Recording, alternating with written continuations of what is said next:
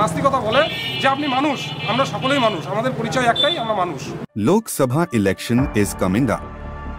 Paintings on roadside walls are its reflection. In the past few years, the penetration of religious issues into the political arena is noticeable.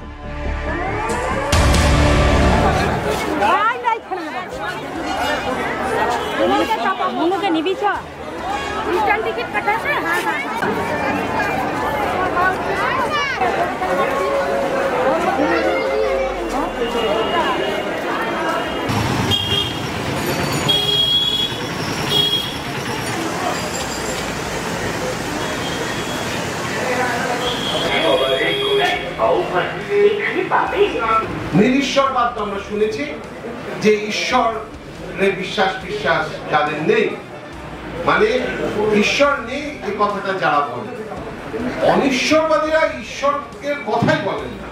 নাস্তিকতার প্রচার আছে দুটো জায়গায়। দেখুন, ধর্ম পালন যারা করে তাদের মধ্যে দুটি ভাগের বিরোধিতা আলাদা করে করতে হয়। এক, যারা হচ্ছে অত্যাচারী, যেমন ধরুন আইসিস বা আরএসএস, এরা ধর্মের নামে অত্যাচার। আর দ্বিতীয় জায়গায় আছে অন্ধবিশ্বাস। কিন্তু এই অন্ধবিশ্বাসের জন্য অনেক ধরনের সমস্যা আমাদের বাড়িতে আমরা দেখতে পাই প্রত্যেকের। এই যে ধরুন হচ্ছে সুন্নতের যে কনসেপ্ট ছিলে দেওয়া, এটা একটা ধর্মীয় বিশ্বাস। হোমোসেক্সুয়ালদের মারধর করা, এটা একটি ধর্মীয় বিশ্বাস। এই যে ধরুন পণ প্রথা, এটা ধর্মের থেকে কালচারে এসে ঢুকে গেছে, তাই না? এগুলোকে ধর্ম দিয়ে সাবস্টিটিউট করা হয়। তো ধর্মকে সম্মান করব যখন বলা হয়, তখন আমরা এই অনাচার অত্যাচারগুলোকে আমরা একদম ভ্যালিডেশন দিয়ে দিই। একটা অবাস্তব গল্প, একটা হনুমান উড়ে গিয়ে একটা সূর্য খেয়ে ফেলল, আর আমাকে সেটা শ্রদ্ধা করতে হবে। কেন বলবো? এই যে ধারাটি, সেটা আপনাকে প্রথমে ইংরেজি ভার্সনটি পড়ে শুনে। Deliberate and malicious acts intended to outrage religious feelings or any class by insulting its religion or religious beliefs. Whoever, with deliberate and malicious intention of outraging the religious feelings of any class of citizens of India by words, either spoken or written, or by signs, or by visible representations or otherwise, insults or attempts to insult religion or the religion's beliefs of that class, shall be punished with imprisonment of either description for a term which may extend to 3 years, or with fine, or with both. নাস্তিকতা এমনই একটা জিনিস যে মানুষকে স্বাধীনভাবে চিন্তা করতে শেখায়, মানুষকে মানুষ হতে শেখায়। ধর্ম কি করছে? ধর্ম মানুষকে ভেদাভেদ করে দিয়েছে। তুমি হিন্দু, তুমি মুসলিম, তুমি খ্রিস্টান, এটা ধর্ম বলে দিচ্ছে।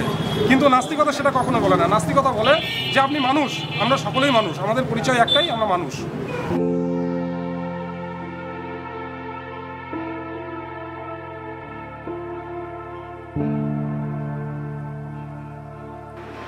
একটা হনু সিংহাসনে দেশ বেচে দেয় আপন মনে, একটা হনু সিংহাসনে দেশ বেচে দেয় আপন মনে। ও ভাই আর এখনো চুপি সারে, আর এখনো চুপি সারে কমিশনের পয়সা গনে, গোটা দেশে হল্লা করে বান্দারে আর হনুমানে, আছো তোমরা যে এখানে। আমাদের মতো চিন্তাধারা করে এরকম লোক অনেক আছে, আমরা শুধু তাদের কাছাকাছি পৌঁছতে পারি না। আমরা চেষ্টা করেছি শুধুমাত্র অনলাইনে, 2.5 মাসের চেষ্টা। আমাদের এই 200 লোকের হল এখন হচ্ছে হাউসফুল, একটা লোকের বসার জায়গা নেই।